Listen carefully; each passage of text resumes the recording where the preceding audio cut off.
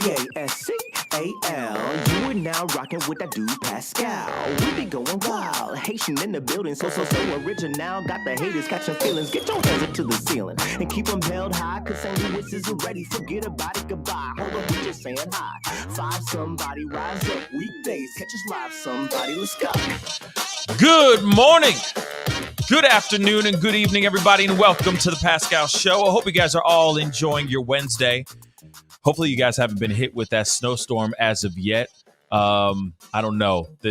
It's about to be the, if you're in America, watching in America, on this side of the pond, let me tell you, apparently the snow Mageddon is coming. I don't know. I don't know if that's true or not, but I just wanted to say I'm thinking of you guys. Hopefully you guys are somewhere warm with plenty of bread, eggs, and milk. Why do we go to the grocery store for that?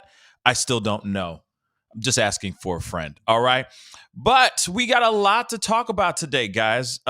We have somebody very, very special coming onto the show this morning. We got Justin on TikTok. He has a huge TikTok following, and he's recently been covering, actually for a while, because this has been 37, 38 days now of this particular case. He's been following this Idaho unalivings, or this Idaho 4 case for a very, very long time. He's in my personal opinion, a very credible source to get some updates, to know what's fact or fiction out here revolving around this case. So we will be having him on here in just a minute. But I just wanted to take a minute right now and just say hello and good morning to all you guys. Make today amazing if you're just getting up. Make amazing today. If your day's just wrapped up, hey, hopefully your day was amazing, okay? So before we jump into everything, before we get things rocking and rolling, I do want to say really, really quick, just a small piece here. Hold on, let me pull this music down just a little bit. Just a small piece. An opportunity for you guys to win $100. If you're interested in making some money, especially right after the holiday season, you know for a fact that some extra cash can be wonderful right around after you've bought all those gifts during this holiday season, or, you know, maybe you do something for New Year's Eve, spend a lot of money on champagne. God knows what you do. But regardless, if you're interested in winning $100, you got to do something very simple. Go to the link that I have in the description box down below, or in the comment section. I pinned it to the top of the comment section, or in the family chat. All you got to do is click on that link, download Swagit app. It's a brand new app, social media app. It's just a lot like TikTok and IG Reels, but you get exclusive content only from me, all right? Exclusive content that you'll get nowhere else but on Swagit app. So you download the app, you follow me, The Pascal Show, one word, and then go check out some of my videos, comment on some of those videos. Instantly, after you do all those three simple things, you get entered in for a chance to win $100. Again, just go click on the Swagit link in the description box down below, or pin to the top of the family chat. And if you're watching the after party, if you're watching after our party this morning, it will be pinned at the top of the comment section down below as well. Click on that, follow me, The Pascal Show, one word, comment on some of my videos, and you instantly get entered in to win $100. Anyway, just needed to get that off my chest, out the way, so we can get down to the nitty gritty, the most important thing, which is getting closer to finding out what happened to these four individuals, these four students, right outside, a few steps away from the University of Idaho. So, as we get things moving, do me a favor, hit that like button down below, crush it, make it scream out your name, send it past 300 likes. That would really mean a lot, okay? And one more ask: if you're watching this show for the very first time and you enjoy, I don't know, this jean jacket, maybe, I don't know, maybe you like me swimming in a room full of purple, whatever it is, hit that subscribe button down below. I cover everything from pop culture politics, true crime, celebrity interviews, you name it, right here on the Pascal Show. Anyway, we have got to get into some things, guys. We got a lot to discuss, and our guest is definitely chomping at the bit right now, ready to jump on into this conversation. Now, I would like you guys to please welcome. I can't talk today. Please welcome a new friend of the show. All right, new brother to the show, Justin on TikTok. What is good, my brother? How you doing, man? I'm doing great, Pascal. How are you doing this morning? Man, I'm living. It's been a crazy month, hasn't it? It really has. And before it's worth going back to what you said earlier, that is a pretty awesome jean jacket. Just saying. Oh, snap! This whole thing. That whole thing. I appreciate that. You got good taste. That's why I like you. You got good taste. So. But real quick, before we jump into everything, why don't you tell everybody about your TikTok channel, Justin on TikTok? Yeah, so it's kind of morphed, right? So initially it started out. Well, let me back up even a little bit more. I never intended to become like TikTok famous or have a bunch of followers, but my wife sent me a video. This was about 2 years ago. On narcissistic parent content, because my mom is a very massive narcissist, and I started covering that, and then that video blew up, so I kept making stories. Then the Gabby Petito case happened, and my wife was like, "You need to cover this, Brian. Like, watch this footage of Brian Laundrie." So I watched the body cam, and I was like, "Oh my God, he's a narcissist." So that's kind of how that started, and how that morphed. And then people just wanted me to kind of cover some true crime. To be very candid, this case is kind of bothersome, right? I mean, you're covering it too, so it can eat at you. Yeah. I wasn't going to initially cover it, but my followers wanted me to, and I don't, nothing negative about other creators. There's a lot of great creators out there, but there are a lot of rumors flying. I've even put a couple on my platform unintentionally. So I like to try to be as credible as I can to kind of quell those rumors and stuff. So that's kind of how it came about. And I don't know, people just like the way I cover it, I suppose. Yeah, I mean, one for sure, you definitely have been covering this particular case right now with a fine-tooth comb, and I see a lot of people gravitating to you, tagging you and things, saying, "Hey, want to hear your opinion on this?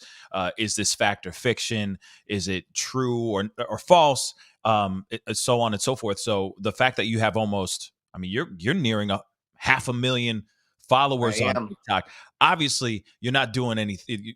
Clearly, it's working, right? Clearly, people are seeing you as a credible source following these particular cases, for sure. Yeah, and it's definitely humbling, and I'm glad to have that credibility. With that, it's a good feeling. It's nice that people, feel they can come to me for just straight updates, and that's, again, it's a good feeling. It's a good feeling. Yeah, absolutely. So let's talk about a few things, right? We got a lot. There's a lot going on, right?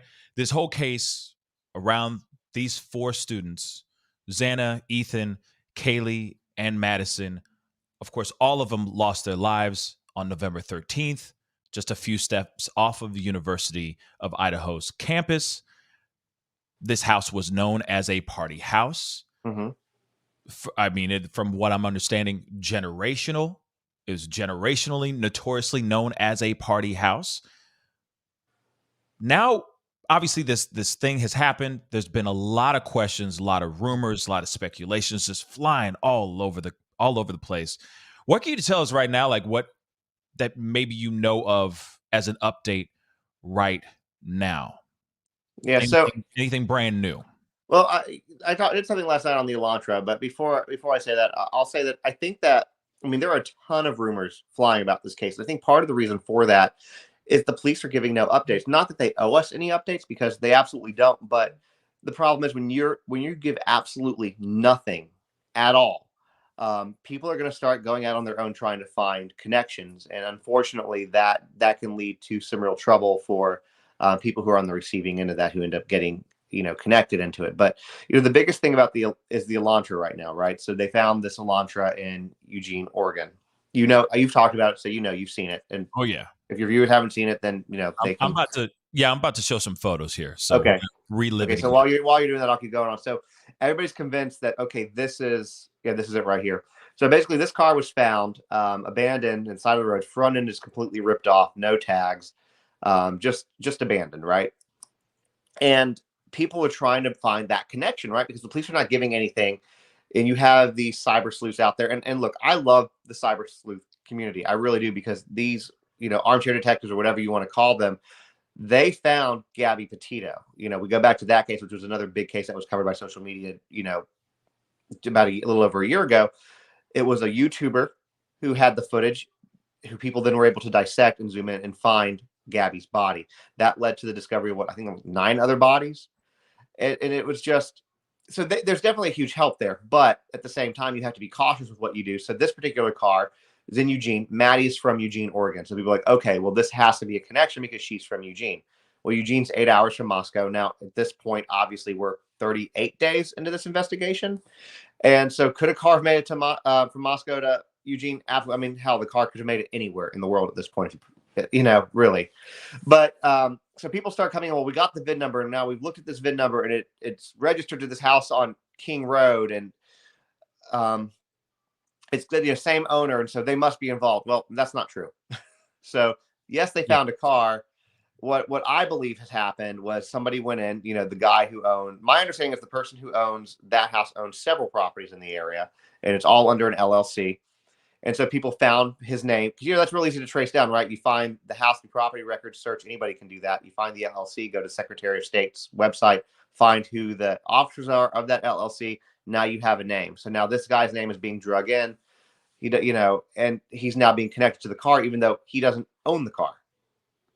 So people are just trying to put that together and putting out deep fakes of registration and stuff like that, which is flying all over the place. Which obviously is going to be problematic for this individual. Yeah, it is frustrating. For sure. I mean, definitely, there's a lot of people out here that are thinking it's going down that route. Because I remember talking about this on my show a couple of nights ago, when we first talked about the information about this Elantra being found, and I got an email about that thing, basically saying, hey, the owner of the LLC is the owner of the house, also owns the car. And of course, it was just a theory, but that theory went wild, right? It went wild because people put documentation up for it. That's why. Yeah. But then that's the thing. All the all the documents that I've seen personally never had any names on them. It just showed like the Carfax or where the car was bought, so on and so forth. But it never had a name on it. For me, it was like, who owns this car? You see what I'm saying? Yeah, absolutely. Well, absolutely. No, absolutely. And the thing about it too is we want to believe, right? We want to find that connection because it's very frustrating. And we can talk about the Moscow Police Department and the way this investigation has been handled here in a bit. But people want that connection. They want justice for these kids, right? And it's looking every day that it passes. The police give no updates, so you don't know. They could be right on the trail of somebody. Personally, I don't believe that. Or they could be. This thing could be, a stone's throw from being cold.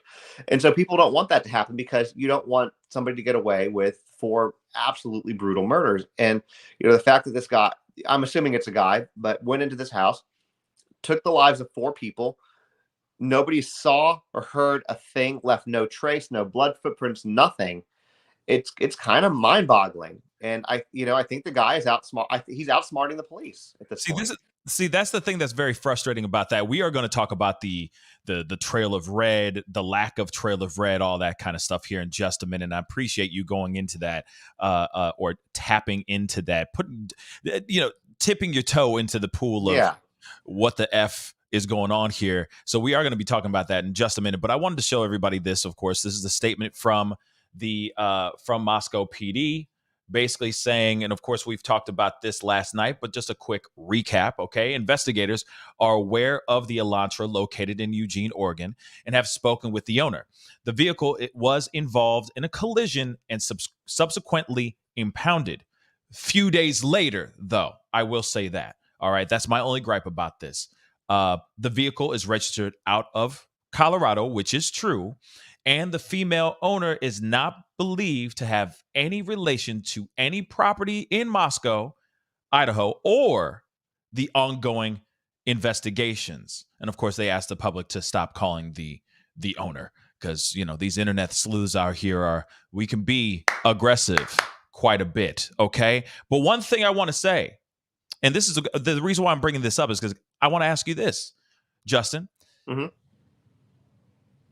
The fact that it's an owner, the owner is female, and they're saying they believe, okay, they do not believe this woman has anything to do with this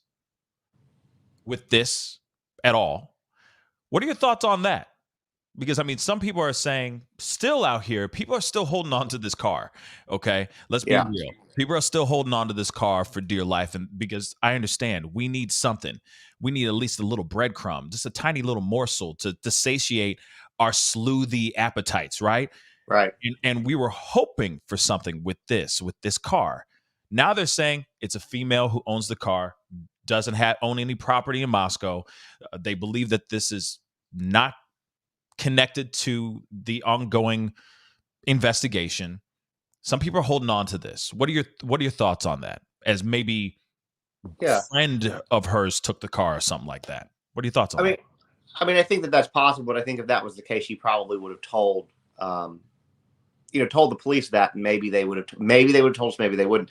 The thing about that car is let's remember that the police at this point have said that the person, I don't even think they called them a person of interest. If I'm wrong, please correct me.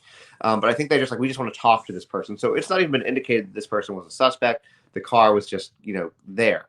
On top of that, the fact that a female owns the car is not surprising. To me, it's kind of, and no offense to any Elantra owners out there, but to me, it's kind of got more feminine lines. It seems like a more feminine car.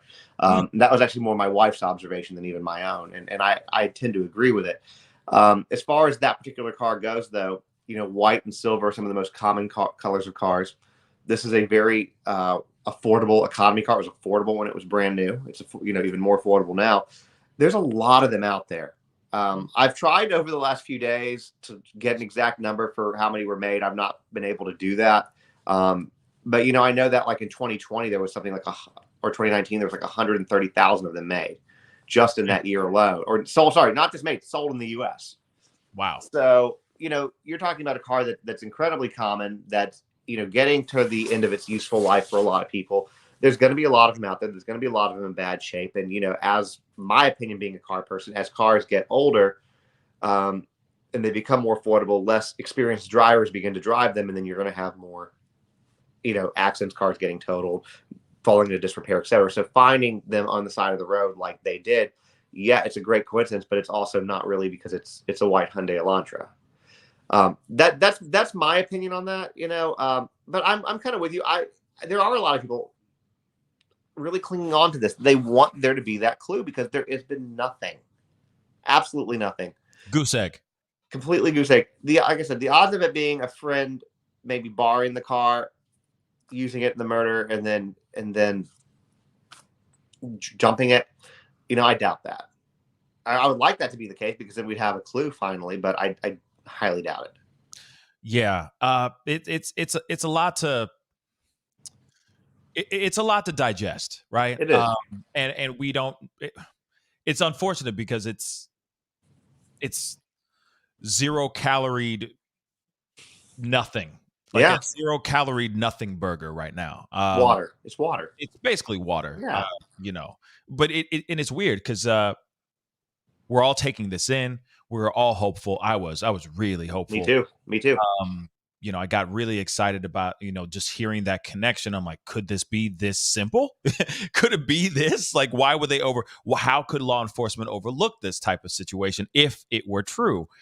Only to find out it wasn't. It's very like, but then I go, well, or then I see a lot of people saying, well, there's got to be a connection here somehow with this one car.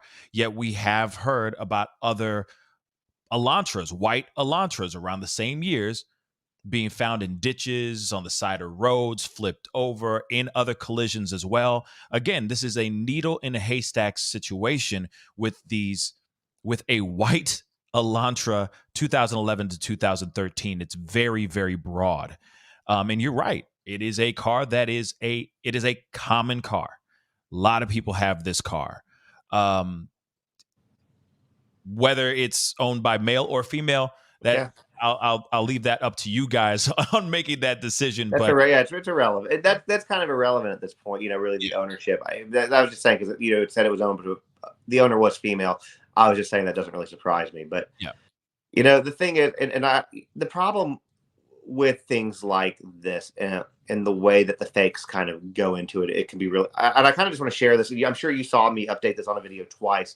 Sure. So when 4chan and Reddit can be great, but they can also be huge problems. 4chan in particular, because I think 4chan for the most part is a bunch of teenagers that's trolling everybody with this. But there was that shootout, if you remember right, in Pullman, Washington, about a week and a half ago, where they killed the suspect. And all of a sudden, the internet starts going wild. Well, this suspect, he works for the University of Idaho. He was former military. He owned an Elantra at one point. At one point, to go to his Facebook. So I reported that because I thought that the name that came out was from a credible source. Apparently, it was not. That was what was on me.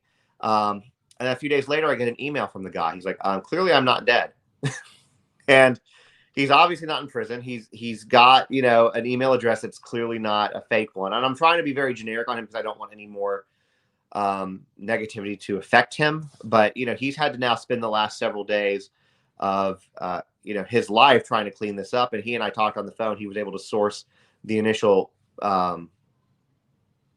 story about him being linked to it back to 4chan.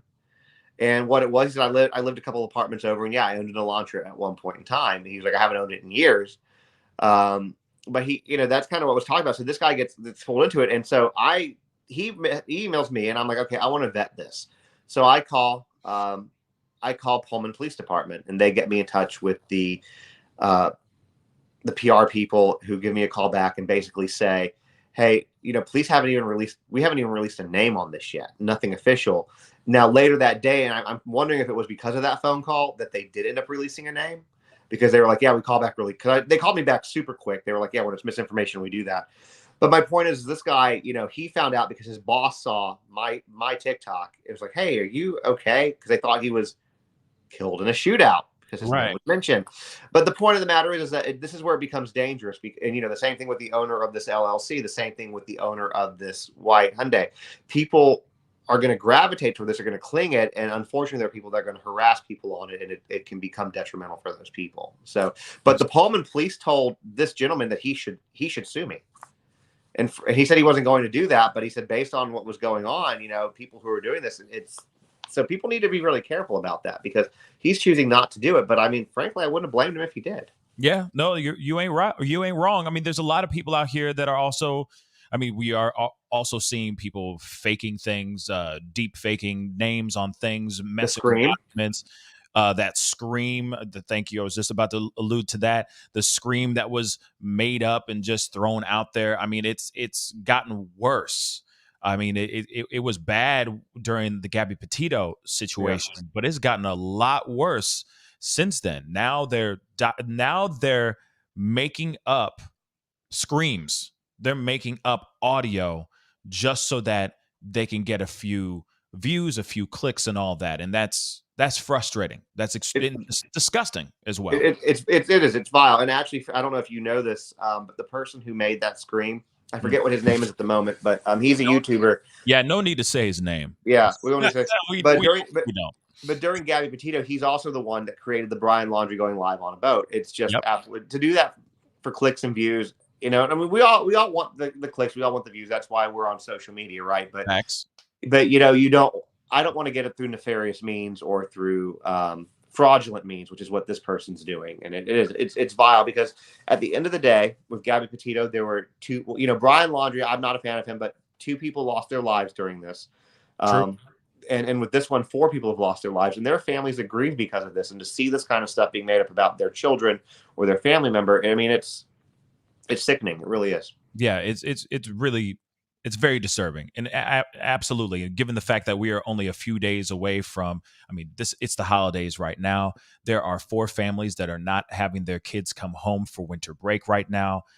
And this is not only just these 4 families. There's so many other stories that I've covered on this show where some of their loved ones are not coming home at all, or some of those loved ones are still out there and they don't know where they are. They're still unsolved, just like this case as well. So we got to get into this. Yep. There's a body cam video out here of a house party that was happening at 1122 King Road, the house that everybody, of course, we've all been looking at. We've seen investigators walking in and out of this house now, but just a few months back, there was a party, pretty crazy party that happened over there. It looked epic. It looked like it was rocking. Okay. Absolutely. Where it's so bad, or it was rocking so loud that cops showed up. Hence the reason why they had body cam footage of this. There were noise complaints. And so I'm going to show the video. I'm not going to show like the entire thing. I just wanted to show you guys a little bit of it so that we can take a look at this together as a family. I finally found the footage, y'all. Like, it took so much work to find this footage. It was up and then it was taken down. So it's literally on my link tree. You could have just gone there and got it. You want to know something? Yeah. That's how I was able to find it. Oh, that's funny. Looking for it forever, and I was on your page, and I'm like, oh snap, he's got it. Holy cow. And then I finally found it. You know what I mean? But it took days because everyone else, it hasn't been clean. It hasn't been a clean video. It's always somebody's face in it, or it's somebody else streaming it on their show, and I don't want to take their stuff. You know what I mean? Yeah. Just out of respect. But I just wanted to show you guys a tiny bit of this. Of course, there is a lot that goes on. That it's a rockin' party. You'll see in just a minute. Let's take a look at a little bit of this, okay?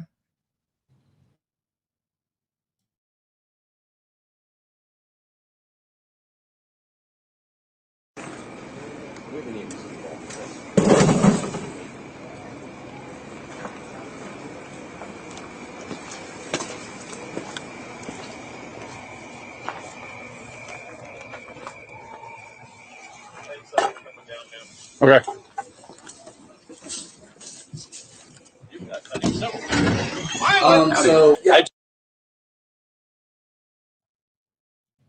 So I just want to point out first and foremost, this is a party that's happening at this very home where 4 students, where Xana, Ethan, Kaylee, and Madison all lost their lives. All right.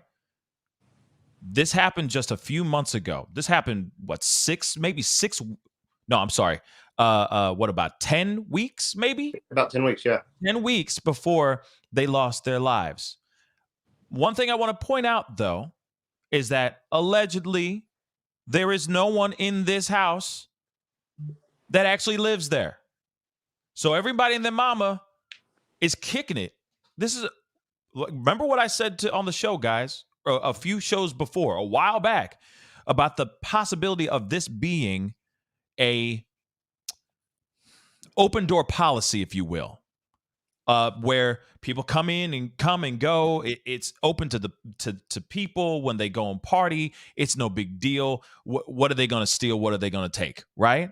That's kind of the understanding that I'm seeing here. So I just wanted to show you this part. I'm going to scoot a little bit further on later on in this video, because of course later on they find that there's beer that was, or actually White Claws that were started on the side of the road and or on the side of the house, and they just start dumping it because they knew these kids were cops drinking, and yeah, they're cops. They're gonna have some fun with it a little bit, right?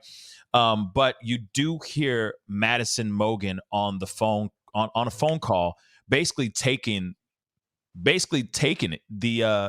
fall for the entire house for the most part. All right. So I'm going to scroll up a little bit further so you guys can hear that part. The rest is just them talking about the kids, and basically the cops are actually being pretty cool for what it's worth. They're just kind of like, hey, we just want you guys to keep it down. We're not going to give any citations. We're not arresting nobody. We just want everybody to quiet down, keep it at a low hum.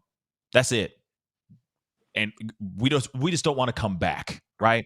So I'm going to show you guys that piece, and then we're going to continue. So hold on one second.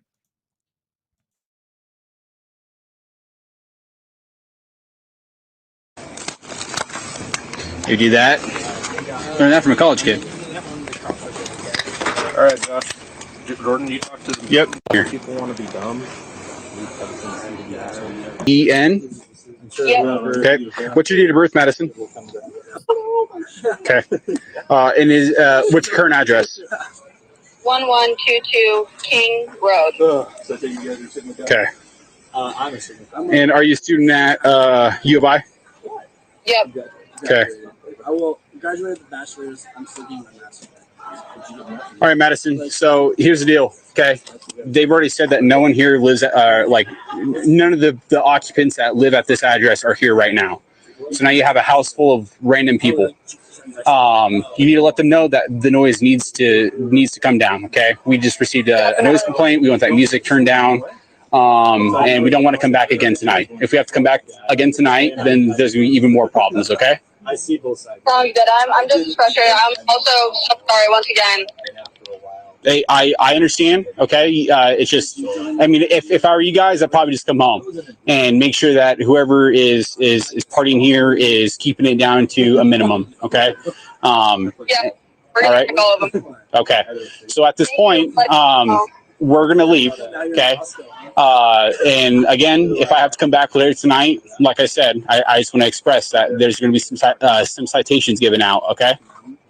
Okay. Very clear. Thank you. Yes, ma'am. Okay. You enjoy your evening. All right. You too. Bye. All right. And see, she took the fall, basically. I mean, she didn't get anything. She didn't get a citation or anything. I mean, she just basically is taking the fall for taking responsibility for the entire house party, right? Maybe she was the most sober sounding person on the phone. Maybe that's what happened. I don't know. It could have just been by chance that she was the one that they called. But she ended up taking the fall, or basically taking the responsibility over this situation. Real quick, Mama KC6, thank you so much for the $3 Australian bucks. I appreciate it. Hi, Pascal and chat from Australia, from Down Under. Appreciate you. Okay, thank you so very much. And then I got another one really, really quick, because I'd love to hear your thoughts on this, Justin. Yeah, absolutely. Where is it? It just disappeared on me. Hold on. It's coming. There it is. Gypsy Girl, thank you so much for the $2. Truth and Transparency requested this footage. And thank you to Truth and Transparency for requesting the if that's true. Thank you so much for letting me know that. And thank you to Truth and Transparency for asking for transparency from 5-0 in Moscow. Let's be real. So now, after seeing this, Justin, after seeing this footage, I'm sure you've already seen this. Obviously, that's how I got this link. Or this video, finally. Thank you, by the way. Very welcome. Well, what are your thoughts on this now? I mean, this is now that you see this footage, do you think that gives us a little more insight on anything?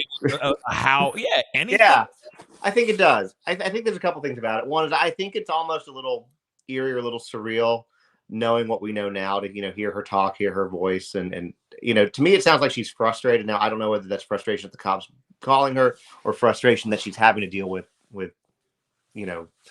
people being at her house that supposedly no one's there. I don't believe that nobody who lived there was there. There was at one point in that video where somebody that comes to the door that it's unconfirmed that looks like Bethany, one of the surviving roommates. But that's not confirmed. But I get it. Talking about that real quick. I get it. It's college town, a lot of underage drinking. They don't know what's going to happen. My college, they would have been handing out MIPs, minor in possession, like nothing, like they're giving out presents. But I think that it gives us insight to a few things. I think one is it shows kind of how the house was regularly, as you said, generationally. This house has been a party house. These people kept it going. I mean, everybody has said that. That's not even debated, that this house was always kind of bumping, right? Like it always had something going on. But I think too, there are certain things that you can really zoom in on. And I know that when I first saw it on News Nation, they were zooming in on it, but you can go in and they're able to catch like certain door locks from it, when police were looking into the windows and things like that, which, at one point shows no coded door lock, which, a previous tenant said that there was one. So now, do we know what room that was? No, not really. Yeah. But it gives us the ability to say, okay, well, hey, we know that a few years ago from this other roommate or this not roommate, but this person who lived there, an occupant, former occupant, that they had this, and now this room doesn't have this. So it kind of shows that maybe things have been changed. Maybe we don't have the coded door locks we saw. Maybe we, it's still speculation, but it gives us a little bit more insight, I think, into the house, to the day-to-day going, to show that, hey, there were also a lot of people that came and went to the house. This house has a weird, for anybody who hasn't seen the floor plans or look at it, there's also on my link tree, somebody did a 3D rendering. I would love to give the person credit. I'm sure it's on there, but a 3D rendering of the house and does a walkthrough. You can see it. This house is a weird layout, right? This is not like a house that you're just going to walk into and it be some kind of, typical standard home. It's strangely built.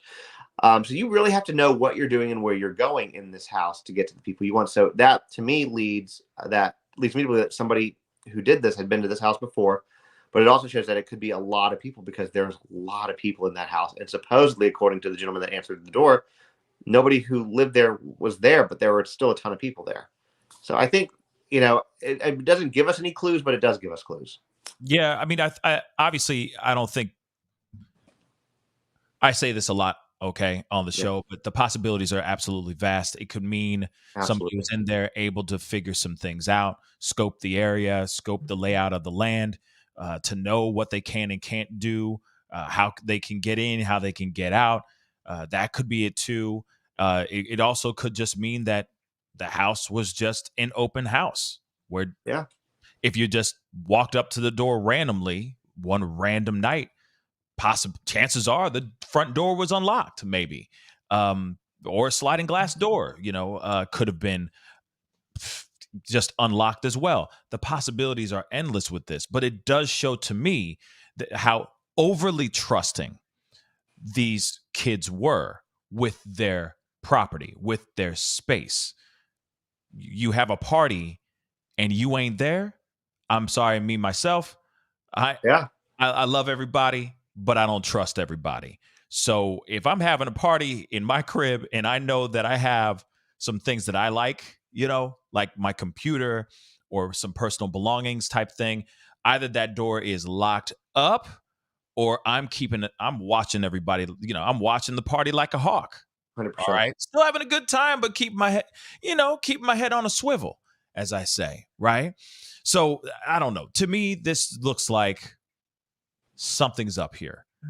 That this shows the demeanor, the language, the environment that this house really was, how they constructed their day to day. That's what I think. And everyone seemed to just know the house. It's infamous for parties forever. But I did want to show you guys that body cam footage because I was looking for that for a long time. I told you guys I would try my best to find it. And I found it thanks to Justin on TikTok, real talk. And so we got to get into the next conversation, though. The surveillance camera footage. Okay. We have got to talk about the surveillance camera footage. Now, of course, I'm just going to show you guys the still that's been used. We've played this over and over and over again, but I just wanted you guys to get an idea of what we are talking about or a reminder of what we're talking about. As you can see, this is Maddie, this is Kaylee, and this is the white hooded guy.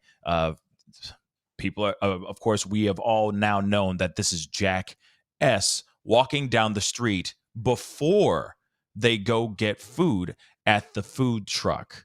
So within this conversation, they're having a conversation on the street. Kaylee asks Maddie, "What did you tell Adam?" Maddie responds, "I told Adam everything," as they cross the screen of this security camera. Now, Justin, what do you think that this is all about? So this I cannot say it's not my original thought. And this is pure speculation. I want that disclaimer there. But somebody made a comment, and I kind of really thought about this, that what if the phone calls to the ex that night, the 6 phone calls were related to that conversation?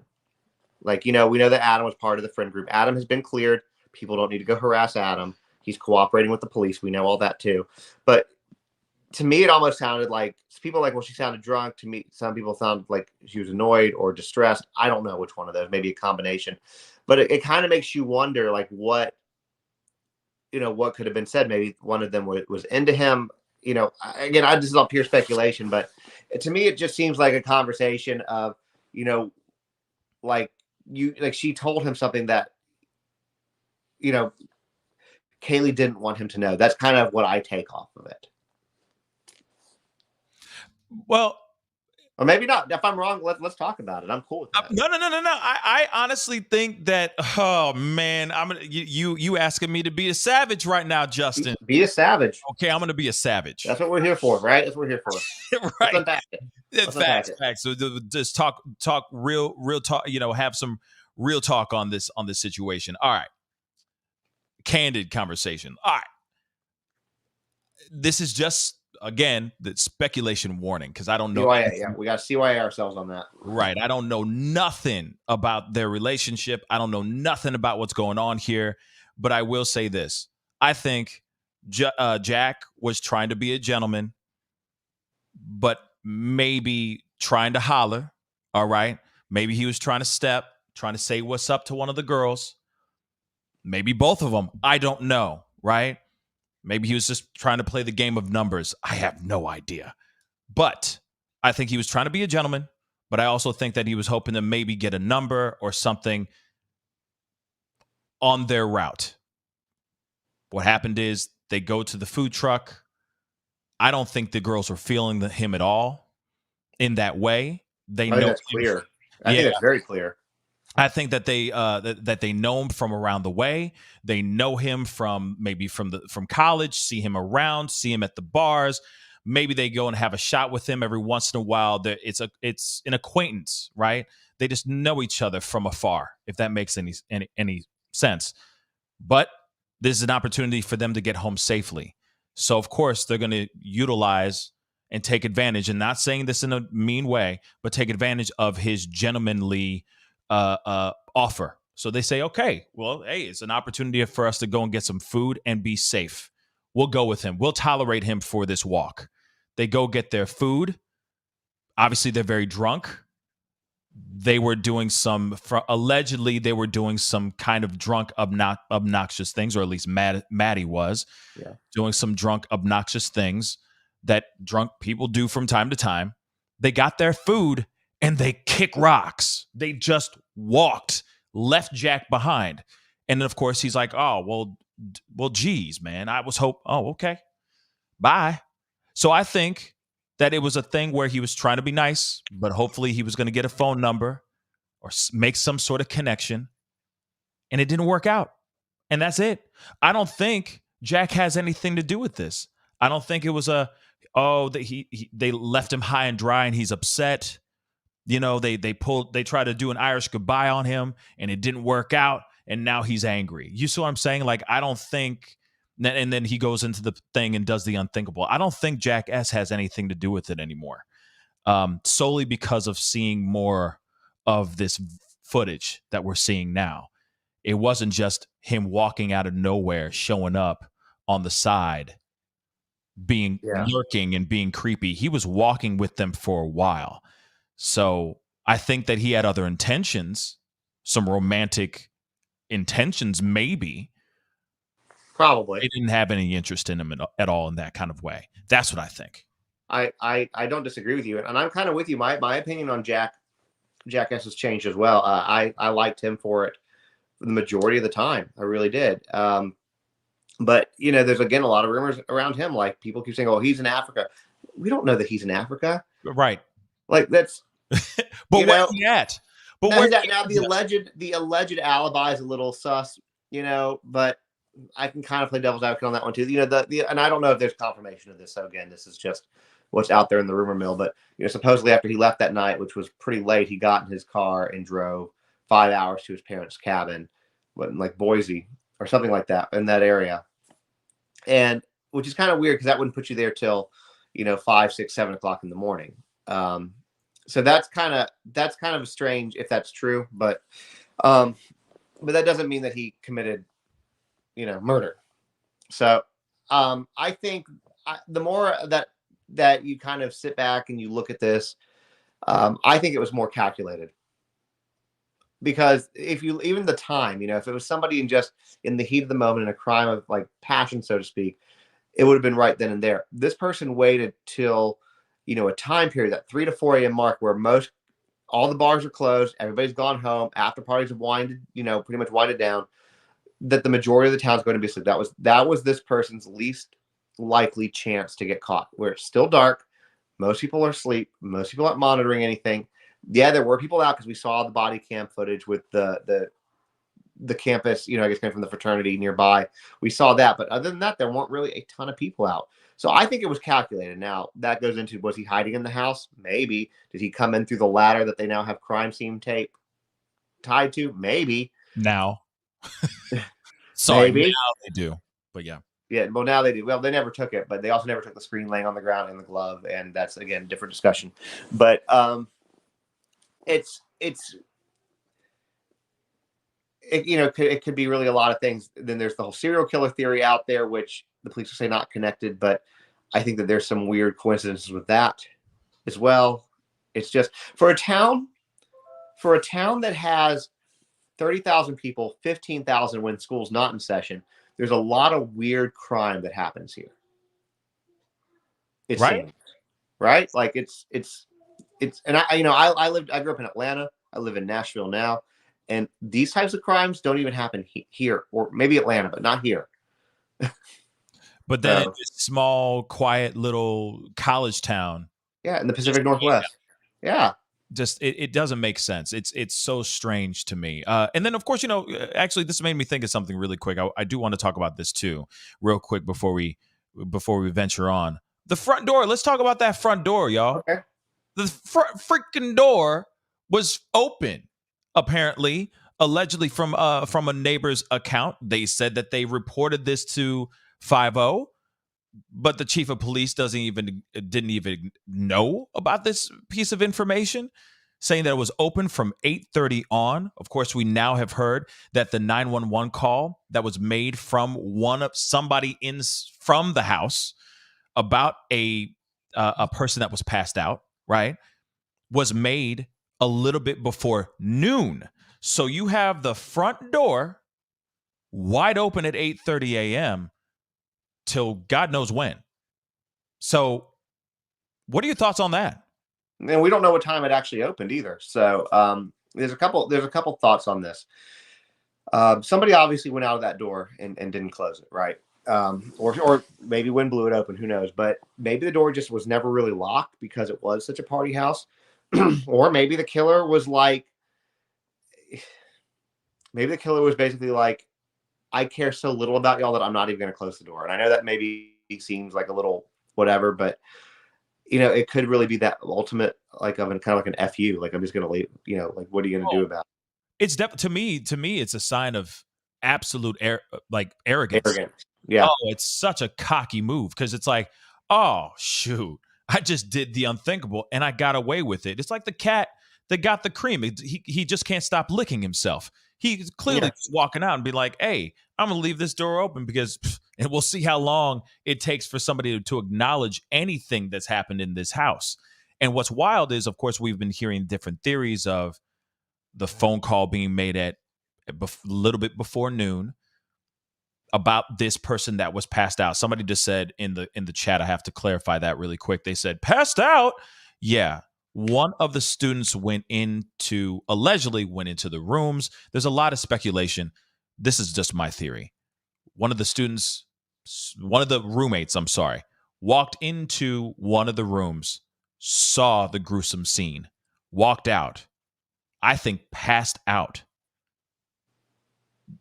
in shock, in horror.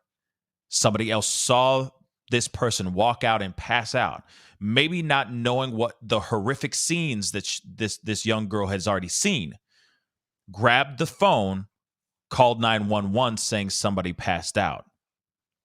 Person passed out right in the roommate passed out right in front of this person.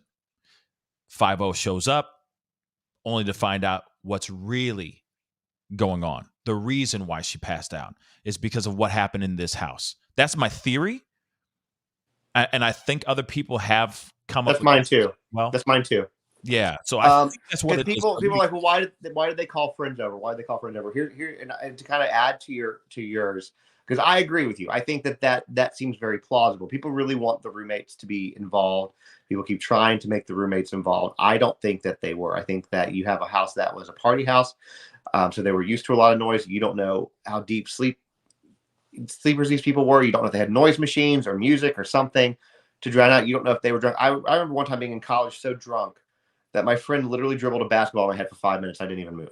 So, we don't know the situation, but I think kind of what you said is it. I think that what happened, why the friend was called first, was they went upstairs, tried to get one of the roommates, whichever one it was, up. They made a phone call to him. The phone, knocked on the door, made a phone call, heard the phone was in there, but nobody was answering. So they got worried, called somebody. The story that I've heard, but completely unconfirmed, is that the person they called was Ethan's sister. Mhm. Again, I don't know if that's true. It could have been a fraternity brother, somebody. Doesn't matter. The friend, they were able to get the door open. That's when they saw the scene, and that's kind of something, which is why a friend could have been called first, because we also don't know who made the phone call. It could have been the friend. Right. I mean, and of course, there's been other theories. You said something about them being able to open the door. There were theories about Ethan or someone's remains blocking one of the doors, and that could be the reason why somebody said something about a person being incapacitated or passed out. That makes sense. That's a theory as well, but I don't know, that it's so wild to think that maybe Ethan or someone was alive enough to get up and maybe walk to the sorry about that. Let me just fix that chat, guys. But was able to do something unthinkable like that, right? To walk, get up, and go to the door, and get suddenly and die right there at blocking the door. But then again, you never know. Go ahead. We obviously don't know the order of which people's lives were taken, but my best guess is on this. And there's a lot. My wife even disagrees with me on this. I know that Kaylee's dad thinks that Kaylee was the target. I don't. I think that Maddie was the target. And this is personal opinions, personal speculation, because it was Maddie's room. Kaylee had just come up to show off her new car. So you have two girls that are blonde. You're in the dark. You might have some dim light coming in through a window or something like that, but it's dark, right? You have both in the same bed. If Kaylee was sleeping closer to the door, the person might have thought it was her. That's why she has supposedly worse wounds, according to her father. But the person might have thought it was Maddie. Anyway, somebody's getting killed in your bed. You wake up, you scream, make a noise. He might, kill her very quickly, but that was enough to wake Ethan and Xana. This is my thought. Ethan goes to try to see what's going on, stands up. He gets killed, possibly in the doorway. And I think the reason, again, this is all my personal opinion. You see that blood dripping down the foundation. Well, that's right under Xana's room, right? I think that, and I hate to use the word cowering because it's got such a negative connotation, but I think that she was probably, pleading for her life or cowering, on the corner, backed up against the wall, and that's where she was killed, which is why you have blood on the foundation. Because what people have to, when you talk about 4 bodies, like what we're talking about, the amount of blood, you're talking about 4 to 5 gallons of blood. It's a lot. It's a lot. And that's the thing that doesn't make any. I'm glad you mentioned that now, my brother, because I wanted to talk to you about that. Okay. Because I talked about this with a good friend of the show, a family member of the show. We had Jason Jensen on, private investigator. He's incredible, very knowledgeable, all that stuff. I talked to him about this specifically. We talked about the red. We talked about the amount of red, the fact that there were no droplets from what we understand going in or out of the house, only the carnage inside these rooms. How in the hell does somebody walk out of that without not one drop of red on their body? Is that even possible? Now, what private investigator Jensen said is that it is possible. Like, he's heard other cases where it was absolute carnage. Person walked out without a droplet of red on them. But from my understanding, that was one person. These are 4 bodies that we're talking about. Yeah. What do you think?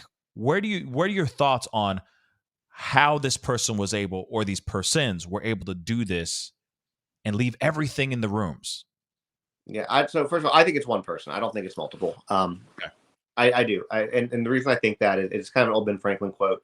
And he talks about 3 people, but 3 people can keep a secret when 2 of them are dead. So I think that, same thing with 2 people. So I don't think, I think it was one person, and I don't know the best that I can figure. Well, there are a couple of things. I don't think that this person was as inexperienced as we all initially hoped, because being experienced to take 4 people, at least 2 of which I believe were collateral damage. I don't believe that this person went in with the intention to kill 4 people. I think he went into with the intention to kill 1, maybe 2, but not 4. Maybe I'm wrong. Obviously, we don't know. But to not leave a droplet, not leave a trail, leave no evidence behind. This person had to know what they were doing, at least to some degree. Mm-hmm. And the best theory that I have come up with in my head is like maybe they were wearing some type of cover, like it had maybe a backpack with them with some shoes in it. It had that all under the cover. They take it off while they're in there, take off the shoes, wrap it all up, put it in the bag, change out the shoes, they have on as dry, and they walk out of the house with nothing on them. That's the best thing that I can possibly think of, and it sounds kind of far-fetched, I think, maybe, but it's 4 people, and you went from one room to another room across the hall, and you still don't have a droplet left. It's like, from what we understand, like zero. So it's like, how do you do that?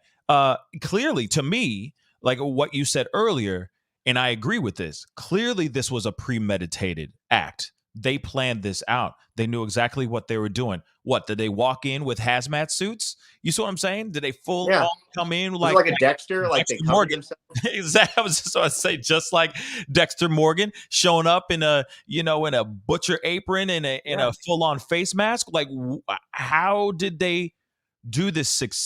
Unfortunately, in a successfully, I hate to say that, use that word but lack for a better term. How were they able to successfully walk into each room without doing any droplets of anything anywhere? That's just wild to me. Absolutely. Yeah. I mean, and blood, especially in the way that, they're talking about, blood's under pressure. So when you're doing what you're doing to this degree, and they talk, I don't want to get so graphic. I don't know.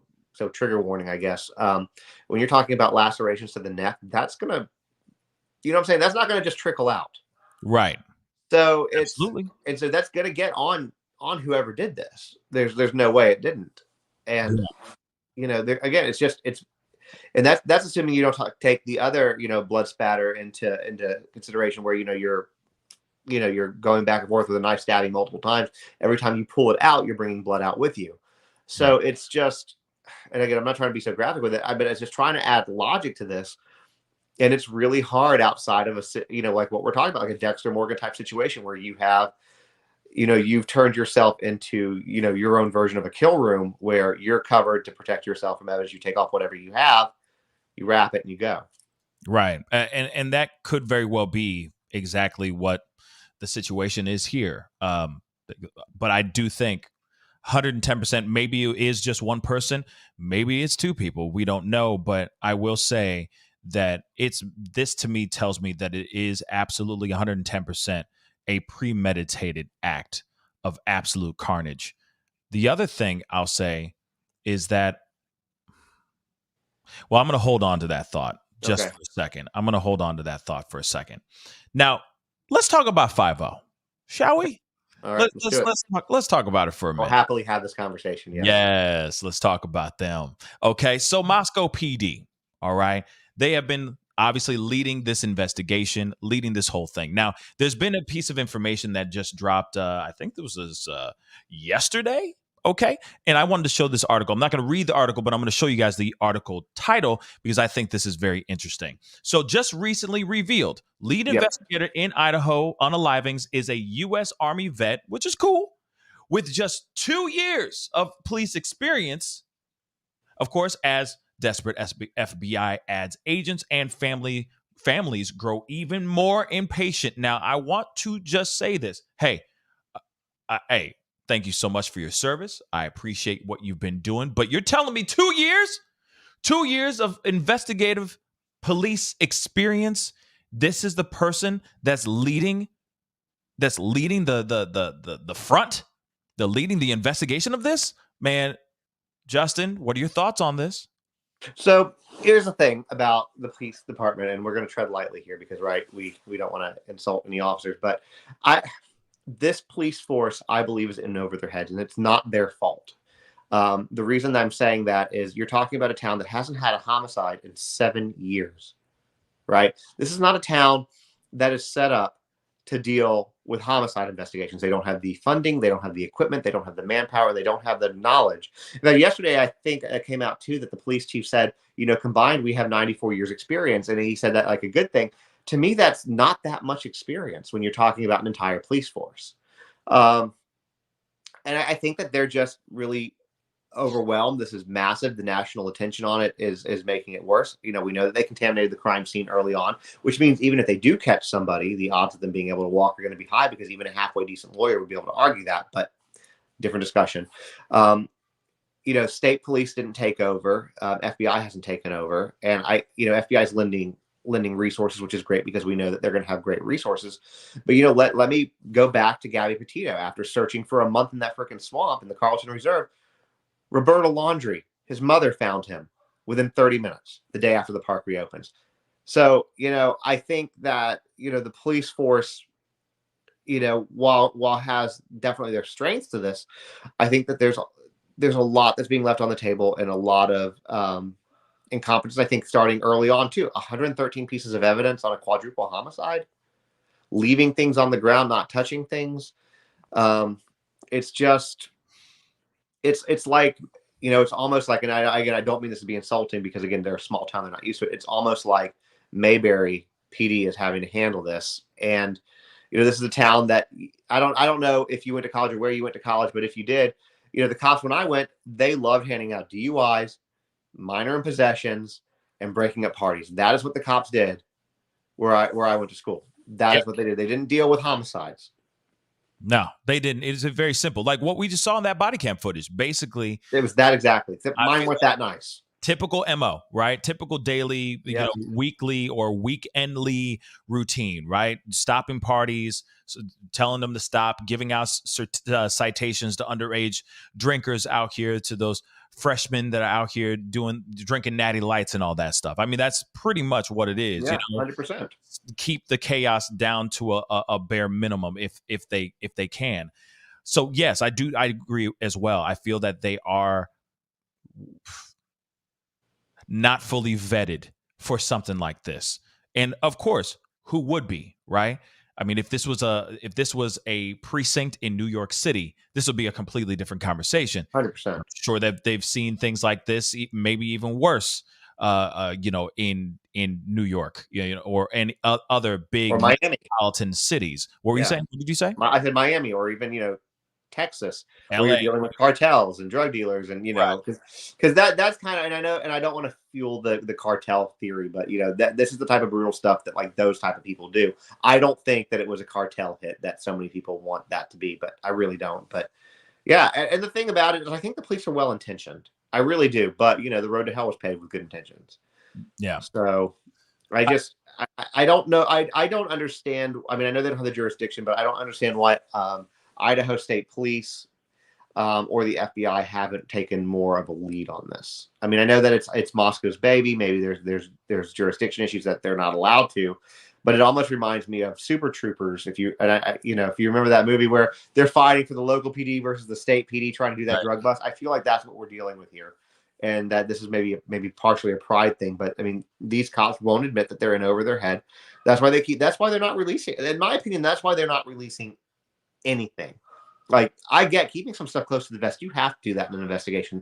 As the public, we are not owed anything, but I mean, they're giving nothing at all. Nothing at all. Say Car Ramrod. But I totally agree with what you're saying. Okay. It is kind of a little bit like that. I do think it is an ego trip. It's definitely it's a pissing contest. I will say that. And God forbid Moscow PD step down or step to the side as other law enforcement, step in like FBI agents that know exactly what to do and how to conduct this situation. God forbid that they do that. And I think that's showing. I think that is showing their true colors as far as showing their true inexperience with a case like this. They're going, we're going to crack the case ourselves. And it's kind of like, well, wait a second. If you don't have the proper men and women to do or to lead this investigation, maybe step aside and let the experts come in and learn from them so that if this ever does happen again, you know exactly what to do. And I hate to say this, but this does make me think of the Kylie Rodney case with everything that was going on with that. Of course, we had AWP go in there. Within a day, they were able to find Kylie Rodney's remains and the car in that reservoir.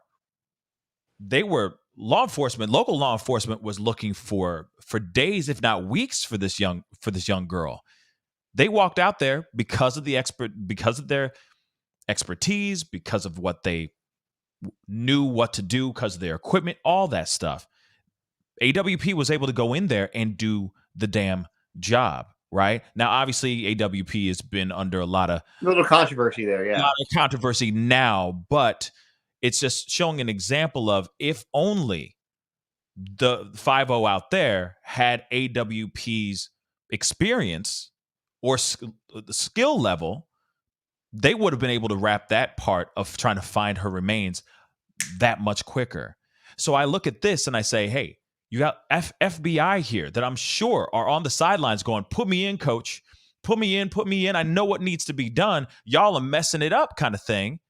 And they're not doing so. I feel like the best way of leadership is bringing in the person that knows what to do so you can learn from them. Yeah. Because this could happen again. I mean, shoot, the world's going down in a barrel of burning cat piss right now, guys. Things are getting crazier every single day. So I wouldn't be surprised if this kind of thing could happen, if not in the town next door to them. Step back, let FBI do their thing so that we can wrap this thing up quicker.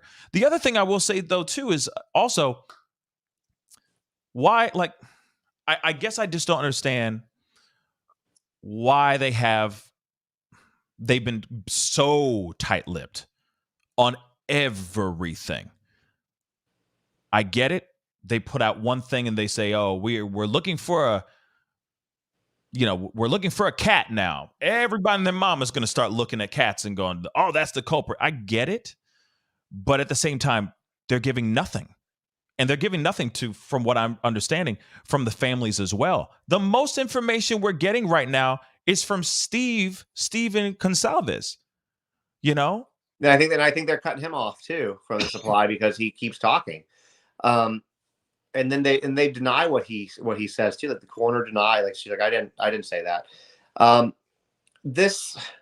I want to say something too real quick because we're talking about the FBI. So before I forget this thought, there's that whole serial killer theory, which I'm sure you know what it is, where people are saying, okay, well there are similar deaths in neighboring states that coincidentally all happened on the 13th of the month, or all stabbings late at night in bed, and you're like, okay, how is this not a serial killer? How is it not connected? I mean, because it kind of feels like the similarities are eerie, and I have to double check, but they might have all been the same day of the week too. But don't hold me to that. And anyways, nevertheless, on that.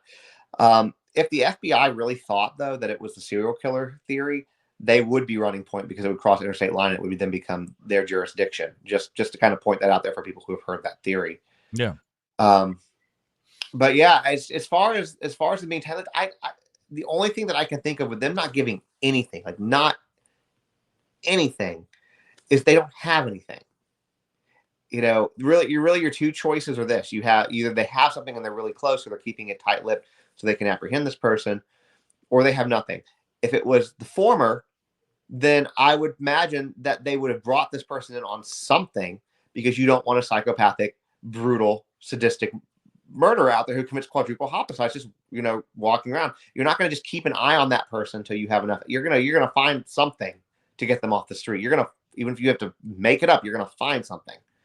If that's who you think. I think that they truly just don't have anything. Yeah, I hope I'm wrong. I really hope we're both wrong, right? I really hope that we're both wrong. But it does give off a vibe like they don't know, that they're not fully, they don't have anything because I will say this though too. Every time that they have gone and had a press conference about this from Moscow PD, they have come up and basically said the same thing. That's it. This is the exact same thing. It's a version. It's the exact version. But we can't keep. We're keeping this close to the chest. We're keeping this. The thing is, we've seen it. You cover true crime things. I've covered them too. One of my really good, friends and mutuals on TikTok covers them. And one thing that we've seen, and again, I keep referencing Gabby Petito because it's such a recent case, and it was such a pivotal case when it came to social media's assistance in solving something. If they gave people, like the average person who wants to sit and try to figure it out, great, let them do it. But there are truly, like nerdy addicts out there. There are truly people out there who have the means and the resources and the way that they think to figure some stuff out and piece things together. The public can be very helpful as much as they can be hurtful. And if you can vet that and get the information to the right people, then they can absolutely point you in a direction that you need to go. Again, I without social media, I don't think they would have ever found Gabby's body. And I think that's what the Laundrie family was banking on. Yeah. And I feel like that's the reason why, like at the time, Stephen Gonsalves was going out there and talking so much. The family was talking so much because I think that he was trying to feed social media something so that the internet sleuths that are out here, the armchair detectives, could do their due diligence. Because you're right. Without social media, it would have taken them that much longer to find Gabby Petito. I don't think they would have found her. I don't think they would have found her. You may be right. It could have been just somebody hiking. It's the same thing with the Crystal. I'm forgetting Crystal and Kylan. Yes, Crystal and Kylan. Without them, without social media, one of their mutual friends, one of Sean Paul Schulte's mutual friend, went out, found them within 5 hours. Right? Found their bodies within 5 hours, where Moab police went out, and they went out for like maybe a few hours, and they said, oh, we can't find them. And they just threw up their arms and gave up. But without social media, without the conversation, without them putting the stuff out here, maybe those bodies would still be out there with an unsolved case. We don't know. Yeah, so, and I learned recently that they actually solved that one, but that was another one. That was another case that had a weird coincidence because that happened around the same time. Exactly, and they did cross paths with Gabby and Brian. It was a very weird coincidence. Strange and wild coincidence. Once in a lifetime shot in the situation type of situations. But yes, it is absolutely weird and wild, that whole thing. But like I said, without social media, and I think that's the reason why Stephen is putting the information out here in hopes that social media can come to the rescue a little bit, not going off the wild deep end and deep faking and doing all this crazy stuff, but the other stuff, really going and doing the due diligence, doing the research and trying to find things. And of course, he doesn't want the case to go cold. There's that fear of it just 100%. Going straight cold, like Shanquella Robinson's case is definitely getting cold right now. And I have to say that because I keep saying it out loud so that it keeps staying out there, keeps staying relevant too. But I think that's what all these families are hoping for, that people will come to the rescue and try to save the day in this situation, or come in with some solid evidence, because they're not going to law enforcement. So maybe they can go to social media and speak the truth, or come out with solid evidence. Real quick, Jody, thank you so much for becoming a member. Welcome. I didn't get a chance to say this earlier, so thank you so very much. Thank you so very much. And you guys can do the same thing like Jody. by supporting this channel, going down below, hitting that join button, and becoming a member. I really do appreciate it. We got a couple super chats I want to grab really quick, Justin, because we got people with questions. All right, and I love the questions. I appreciate it. While I'm looking for these super chats really quick, because we do have a couple. Can you tell me, because somebody was asking, Roberta on Facebook was asking, what did you mean by weird crimes that have been happening in that town? You said it earlier. What did you mean? Yeah. So there's a few things that they ruled as obviously non-related, but you have this murder, obviously. You had another drowning death that happened earlier in the year. A gentleman by the name of Hudson Lindau. Police immediately ruled it as accidental death. And then there was an overdose, and I'll get where this is connected in a minute, an overdose of another young girl in February. Then there was a few weeks, and this one's really sad, so trigger warning on this. A few weeks prior to these murders, so they found a 12-year-old dog's name was Buddy. I think it was 12, that somebody had skinned, just like, a family, like a pet. And then there was a situation where like 8 coyotes were dumped on the lawn of a fraternity house. So like weird stuff, and all this stuff supposedly is not related. Now, I will say when you're like, why are you bringing up this OD in this drowning thing? The rumor about the overdose was that the girl who overdosed, was that she was Maddie's roommate, and that Maddie was, bullied her to death. I don't want to mention her name because her father, wants her memory to be respected, so I'm not going to do that. Hudson, on the other hand, was another person connected. He was the same fraternity that Jack was in. So he has just pictures of him in front of that house. So when I say weird coincidence, I mean if the thing about the girl who overdosed is true, and we know that Hudson died because you can see that from the drowning. These people, they're all connected to each other, which is interesting. Now, as far as the skinned dog, at this point in time, I don't care what you tell me. You can't tell me that somebody skins a family pet, somebody's dog, and then a few weeks later there's a murder of this magnitude and tell me that they're not related. The police are saying they're not related, but it's very hard. That's a very hard pill for me to swallow. But those are weird crimes, right? Like for that area. Very, very strange. And yes, I and all those that except for the coyotes, that's interesting. That's confirmed. The police did confirm that. That's news to me. But the other stories that you've said so far, I've heard all of those. Some, of course, they're all true, but they're just not connected to, from what we're hearing right now, not connected to the actual murders. To this actual tragedy here, which is very, very strange. And it's a weird series of just negative energy. It seems like negative things that have happened in a very short amount of time leading up to this incident, which is seriously terrible. So thank you so much for that clarification. That was a great question. Yeah, because I definitely wanted to get that clarified as well.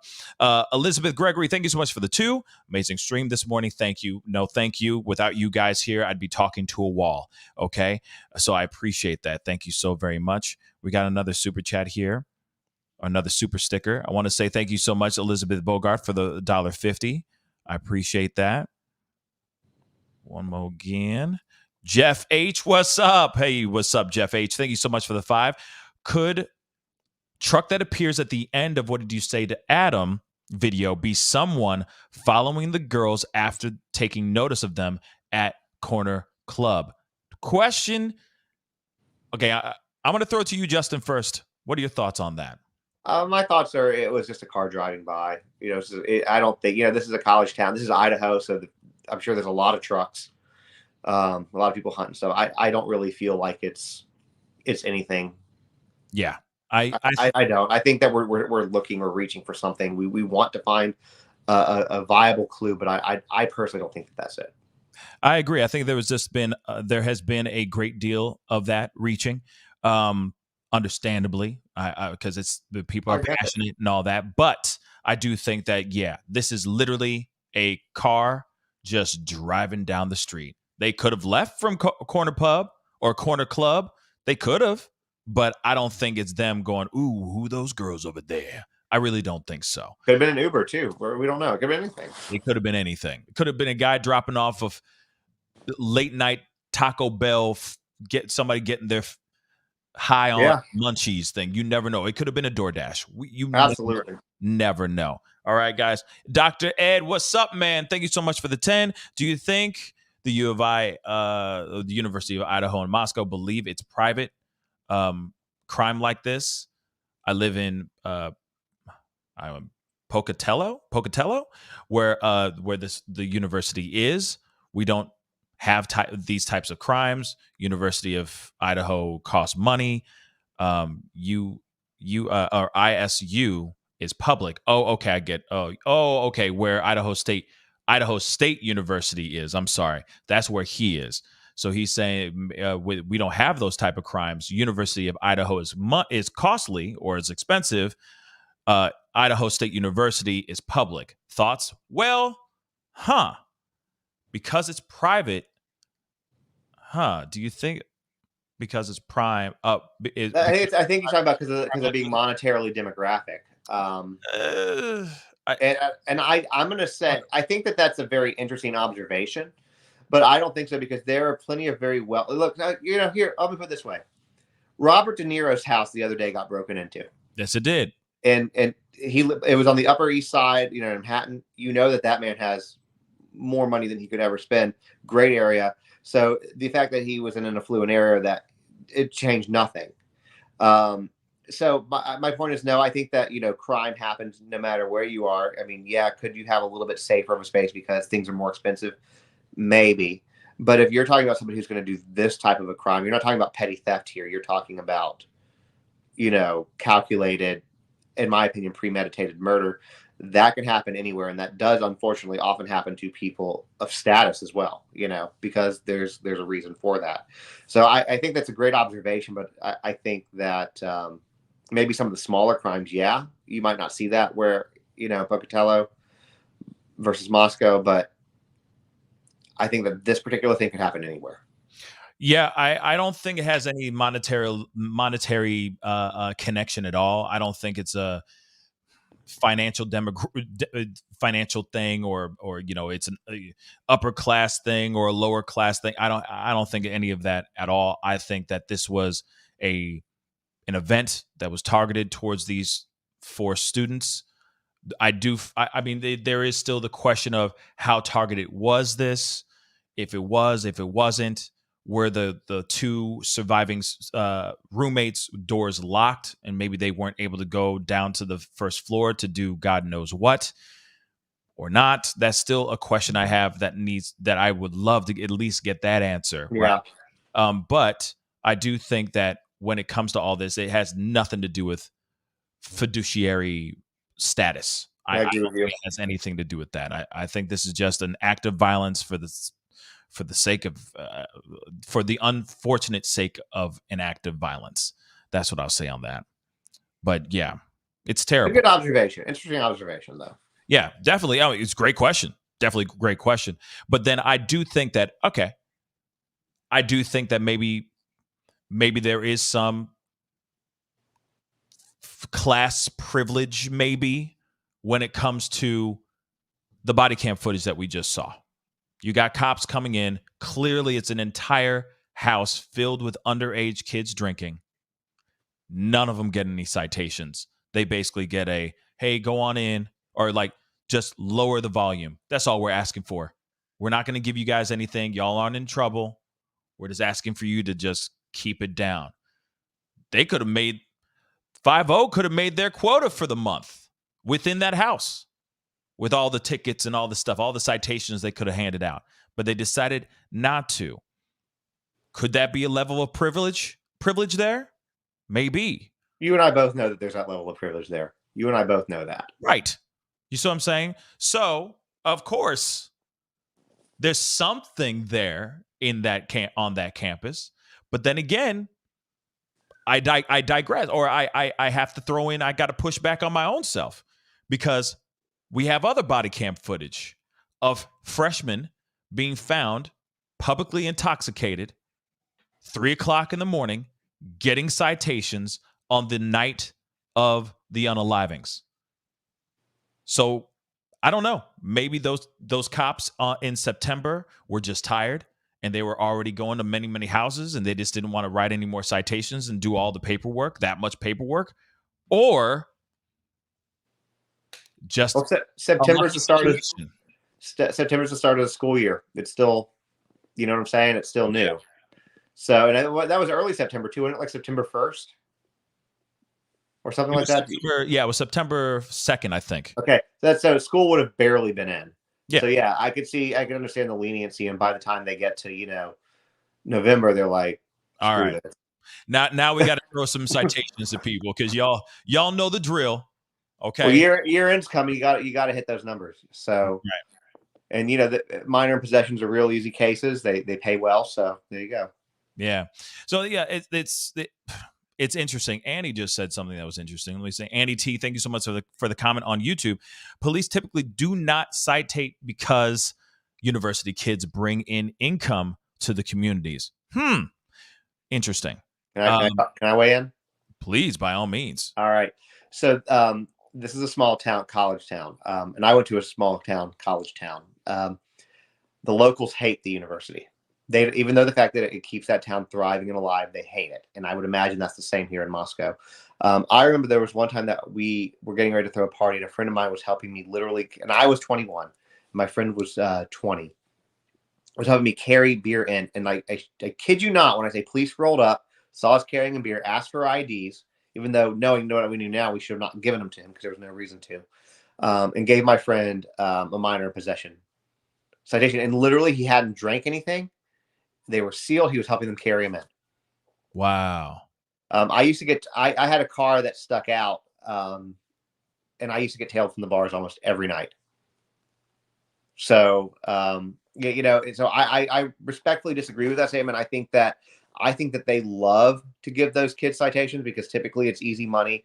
If it's not a big citation, like a DUI or something, which DUIs are bringing in a ton of revenue for a city, most parents are going to fight it. They're just going to pay it. They know that the kids' parents are going to typically deal with it, and it'll never see court. It'll get paid. That'll be it. So I respectfully disagree on that because that's not something that's going to prevent kids from coming to the university. That being said, not solving a murder will. Facts. I absolutely 110% agree. But maybe, and then, okay. So then let me throw this question out then too, because now since we're on that topic, and this is a great conversation, so I appreciate your time too. So let's talk about this. The University of Idaho, all right? They want kids to come back next year. They're all on winter break probably by now. They're all probably just 100%. Got done with their finals and everything, so they're all going back home, probably heavily contemplating whether they want to go back and matriculate at this university. Now, that town thrives off of these students. Could this possibly be a thing where University of Idaho is basically saying, 5-0, please keep this tight-lipped. Don't say anything right now. Stop. Don't bring it up. Don't do many press releases because we don't want to have this fresh in everybody's mind every single time they wake up and walk out onto U of I campus. Do you think that because some people have been asking if there has been some sort of pull, some sort of say from U of I to 5-0 to keep this at a low hum. What are your thoughts? Yeah, I mean, I think that's an interesting thought. I think that the university in a town like that is definitely going to have a lot of pull for sure. I could see that being plausible, but at the same time, that's going to stop you from journalists, your mainstream journalists who aren't really covering this. I don't know about you, but if I talk to people about this case who are not on TikTok, people don't know about this case. And you're not going to shut people up on TikTok. There's going to be creators like yourself, like me, and the multiple others that are talking about this case that are going to continue talking about this case until you can't anymore. But if you're there and you're living in that situation when this occurs, you're going to remember. Your parents are going to know about it too, right? Would you send your child back there? Hell no. You know what I'm saying? I wouldn't either. But it's kind of too late for them to transfer. You see what I'm saying? Like but it isn't. But it isn't. Well, it isn't. Well, when it happened in November, I'm just saying, it's kind of hard to November. if you want to do a mid-year transfer, you can't really do that successfully because you got to, there's certain deadlines and all that stuff. So to be able to transfer mid-year before the new year, it's kind of tough to do because deadlines are already passed or are quickly approaching, right? Especially when this happened on November 13th. Most of the time, they're going to have requests or applications due by a certain date in November. I'm thinking November or early December, maybe. So maybe the students are able to apply to other colleges so that they can leave. Maybe they'll have enough time, but a lot of them, I'm sure, were thinking, we'll just wait it out and see what happens. Yeah, or they'll take it off, because what kind of confidence are you going to have in the university and the police force if something like this happens and nobody's held accountable? How safe are you going to feel? You're not, and especially when you're sending your kids there, that they're going out to the bars, and they're drinking, they're going to parties, which is going to lower inhibitions, lower what you're paying attention to. And a lot of these people, they're young, they don't have life experience yet, so they might not. And they're also, depending on where they're from, these are all small towns around them. If you're from a relatively safe area, you might also not be as aware of your surroundings because you don't have to be.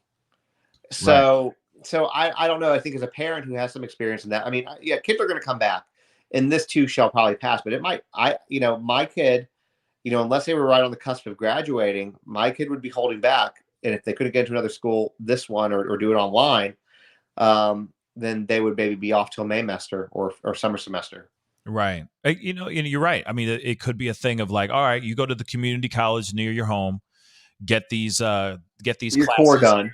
Yeah, for the rest of the year, and during that time you'll apply to another university or to another college that you want to go to, and then you can, once you get in there, you can matriculate over there. That could be it too. But I do think that attendance is going to drop considerably after this new year, unless they solve this quickly. Oh, I mean, hey, if they solve this before the new semester coming up, hey, you're golden. Good on you. Good on you. Let's go. You know what I mean? But we don't know. Let's see this here. Pimped Out, thank you so much for the 5. Theory. And a theory alone, just saying this really quick. Theory, all right. Maddie's ex and Adam were close. The ex found out Maddie wasn't going back to the ex. Thoughts? Justin, what are your thoughts on this? It's a good theory. We don't, again, the way that it was said, we don't know what they said. That's what I said. That could have been partially why there were so many phone calls to the ex. I think that's a good theory. Yeah, it's okay. All right, go ahead. You disagree with me if you want. That's fine. No. I'm not disagreeing. I just want to add a little something on it. I'm gonna sprinkle a little bit more controversy on it, I guess, more salaciousness on it. Okay, all right, I'm for that. Maybe I've been watching way too many reality TV shows, and no, I don't watch reality TV shows, but you see what I'm saying. You're going to hear what I'm saying. I think this is my theory, and I've said this before, and again, this is a theory. I do think that I'm still looking at the ex. I'm looking at the ex solely because of this. Well, many other things too. But one thing I will say is I'm going to add to this super chat. Okay. I think Maddie. Okay, so I think Maddie said something. I don't. Just saying, it's okay. We'll call it speculation. Yeah, this is all speculation. But I think when it comes to this, it's not Maddie, it's Kaylee. Because Kaylee is with Jack, the other Jack, right? Yeah. Am I correct? Yeah. Yeah. There's so many J names. It's very hard to keep up. Yes. It's a lot. But Jack was Kaylee. Or Jeremy. No, Jeremy's the neighbor. Never mind. Go ahead. You had it right. Yeah. Right. Okay. You had it right. You have it right. Okay. So I think. Yeah, Jack D is Kaylee's ex. Thank you, guys. Thank you so much for the correction. Okay, so this is my theory. I think that it's not Maddie. I think it has to do with Kaylee. Okay. I think Kaylee's ex. I think Maddie maybe blurted out something to Adam about Kaylee, about maybe Kaylee, I don't know, maybe an interest in Adam, or something else salacious like that, or wants to be free, or remember, this was her last few days of school. She got a brand new car. She was about to graduate. We're talking about Kaylee. She was about to leave. She was about to go on and live her life. Start her life. Start her life, right? Go and do her own, Carrie Bradshaw, Sex in the City thing. Just didn't have her own time, be young and, and live her life. I think she wanted to end things with, like, she wanted it to be done. Fresh start kind of thing. Or, and maybe she was already starting to, talk to other dudes. I don't know. But I do feel that I'm not sitting here saying that it is the guy. I'm just saying that my attention has been towards the guy. I know family has already said this can't be him. It's not him, so on and so forth. And it probably isn't. But with the whole, what did you tell Adam? I think Maddie just got tired of holding the secret, or maybe she's got a big mouth, or maybe she was drunk and just let it slip out, basically saying, all right, Adam, yeah, I don't think she's going to stay with Jack. Like, I don't think they're going to get back together. And here it is. You know what I mean? That's just my theory. Again, I could be absolutely 110% wrong. Most likely I am, but that is my theory. I don't think it has anything to do with Maddie per se. But what were you going to say, Justin? The part for me on that one that makes it more challenging, at least for me, is because then within a few hours, like literally within a few hours of that, you got somebody committing this murder prepared enough to not leave a drop. And could he have gotten himself together that quickly to be able to orchestrate something like this and pull it off? I hate to use the word flawlessly, but I mean, that's what he's done at this point. Good question. Maybe he already knew. Maybe he already knew the truth. He's already preparing. Yeah, maybe he already knew. I know that's so crazy. Like, it's all crazy. Though it's all crazy. It's speculation, right?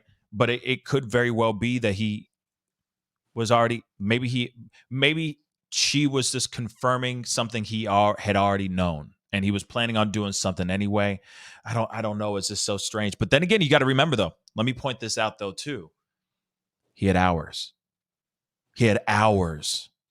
So like 5 hours. Yeah. So he had hours. So think about this. You got a Halloween costume of a hazmat suit, or you have a hazmat suit because we all went through the panty, right? So we all went through that hell. I have a hazmat suit. Okay. I wasn't there, guys. So hold on. Okay. But do you own an Elantra? Yeah, right. Hell no. But according to you, it's a very feminine car. Okay. But I just lost. I lost. Sorry about that. No, I got a phone call coming in. Sorry. Oh, it's all good. It's all good. We'll be wrapping up here in just a minute. No, it's okay. It's spam. Oh, okay. Spam. Oh, scam likely. Probably scam. Yeah. I mean, my wife's got a phone call soon, so I got to. I have like 10, 15 more minutes, but yeah, we'll do this. And then we can always, but I'm happy, of course, to come back if you want. Of course. Yes. Thank you so much. It's been a great conversation. Yeah. So no, I don't own an Elantra. But at the same time, like the thing is you have all those kind of things laying around, a mask, you can have a mask, this, that, and the third. But apparently he has like I said, there's just things that you have laying around your home that you could easily just grab and run off and do this thing. But then again, like I said, just speculation, and it's just my theory. I think that this was a crime of passion. This has to do with somebody who was very, very hurt in some sort of way. Whoever this was, I still want to know, who was it that hurt you so bad that would make you go put on something, cover yourself, and go out and do this unthinkable? That's or just a crime of revenge. Either one. It's still passion, right? Because revenge is still passion. Right? Revenge is still passion. Dr. Ed, thank you so much for the 10 frat sororities. Quite a few in Moscow. Too many here, or not many here. Sorry, not many here. I think that what I was trying to get to, any possibility related, not here, in his state or in Idaho State.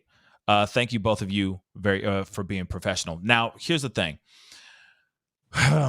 Okay, when it comes to, there's quite a few in. It's a fraternity and sorority type of campus. Greek life Right. town, Greek life school. Yes, Greek life, as you just said. And he said over there, not many. Okay. The thing I was trying to get to any possibility being related. There is that conversation about the fight that happened at the party, allegedly between Ethan and somebody else there.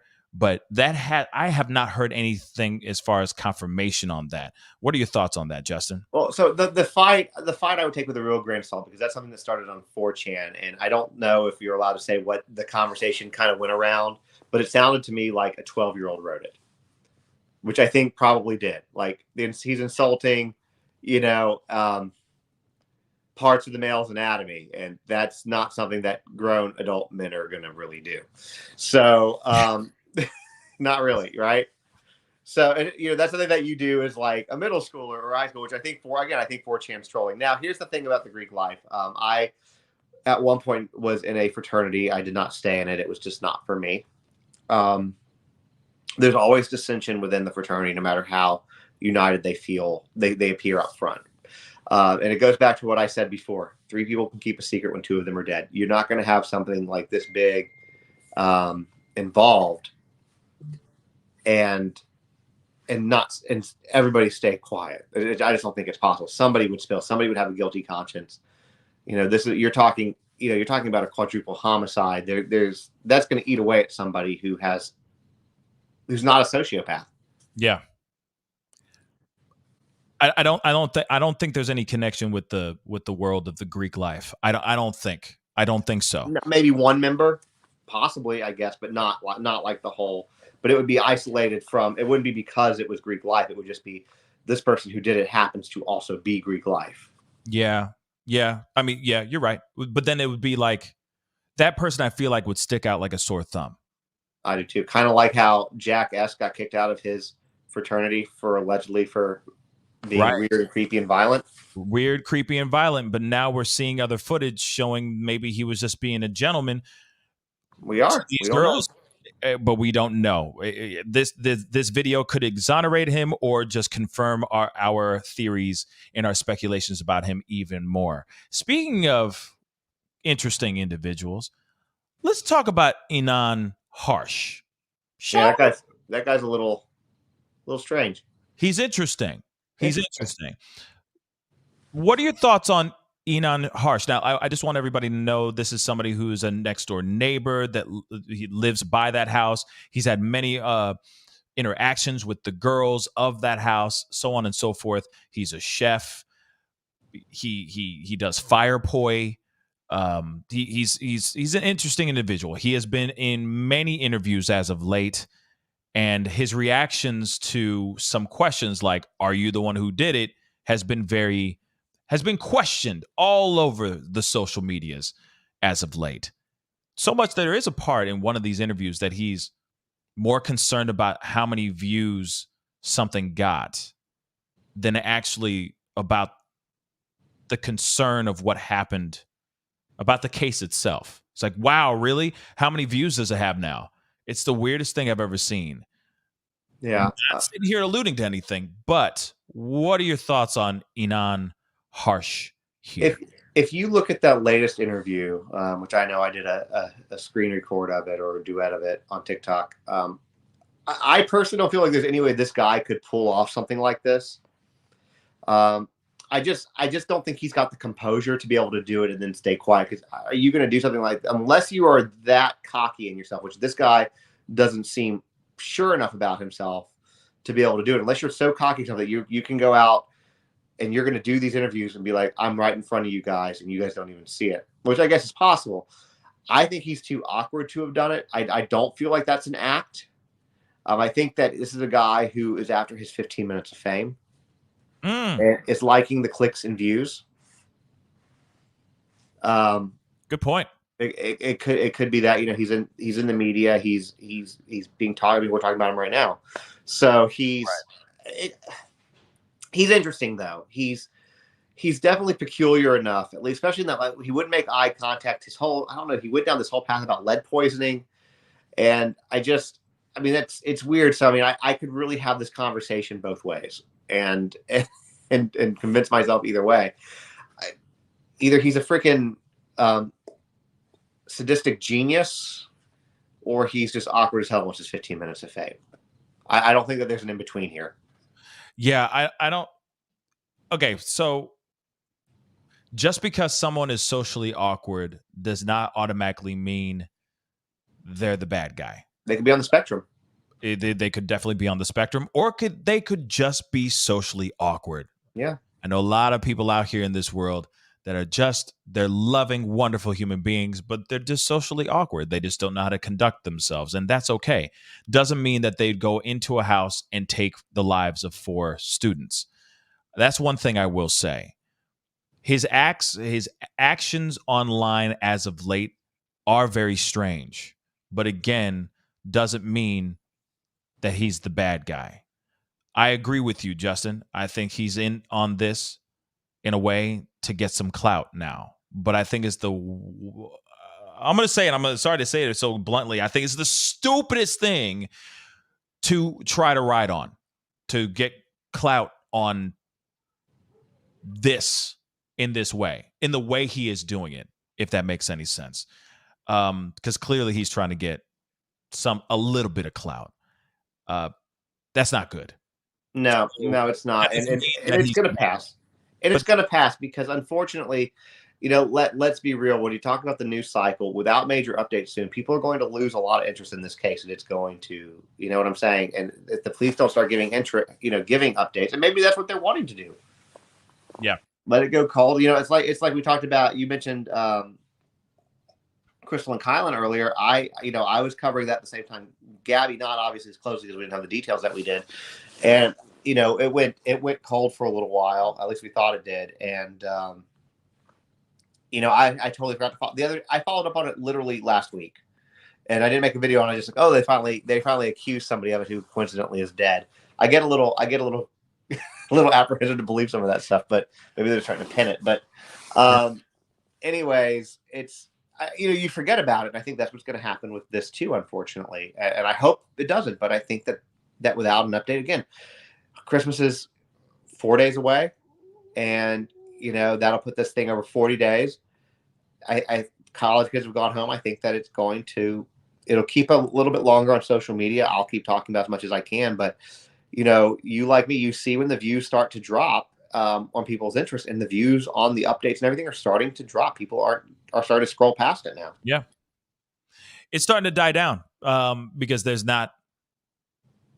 Because there's not enough stuff. As much as we can sit here and talk about it till we're blue in the face, all we're talking about is a freaking white Elantra and a house, and then a few movements here and there. It's like, oh yeah, you know, look at him. He just produced a fart. You know, the investigator walked out and produced a fart. Oh my gosh! And everyone goes, "What does that mean? What does it mean?" And it's like, because we don't. And everything else is speculation. Everything else is speculation. So I mean, we kind of sit here going around in a circle and cling to anything new that they might be willing to throw at us. But that's kind of it, because you know you want this to be solved. These are 4 people. Look, everybody who gets their life taken like this, who gets murdered, you know, kidnapped or whatever, and ultimately ends up dying. Whatever the situation, they deserve. Everybody involved in this deserves justice. I don't care who they are. These kids deserve justice. The family deserves justice. Yes, they do. They absolutely do. And before we continue, I have to say this really, really quick, guys. Real quick, there's an opportunity, little left turn, but it's important. There's an opportunity for you to win $100. And you might be like, wow, $100? How could I do that, Pascal? Very simple. You just got to go to the link I posted at the top of the description box, and I pinned at the top of the family chat. And later on, it will be pinned at the top of the comments. Okay, if you're watching this later on, a link to Swag It app. Swag It app is a brand new brand new social media account. Go over there, click on it, download it, follow me, The Pascal Show, one word, and then go check out some of my videos, comment on some of my videos, and you are instantly entered in for a chance to win 100 smackers. And of course, we're going to be making an announcement on who won, or the winner will be announced later on at the top of next month. But hey, it's perfect timing because I know for a lot of y'all, you already dropped some serious buckets of money on Christmas gifts and holiday gifts for your loved ones. So this is my way of giving you guys something, a little something. So again, Swag It app, brand new app. You get to check out some content that you only see exclusively on Swag It app. So please download the app, follow me on The Pascal Show, one word, comment on some of my videos. Okay? It's as simple as that. Again, it is in the description box. At the top of the description box, the link is. It is pinned to the chat, the family chat right now, and it will be pinned at the top of the comments. So go there, click on it, do all those things, and win $100. All right. But anyway, guys, I do appreciate you guys for coming in here, chopping it up with us. Justin, thank you so much for coming on. Well, thanks for having me. With me about all this, because there's a lot that we could talk about. There's a lot more. We could talk about this till we were blue in the face with all of our theories and etc. But for those of you guys who are interested in following Justin on TikTok, please let everybody know, Justin, where they can find you on TikTok.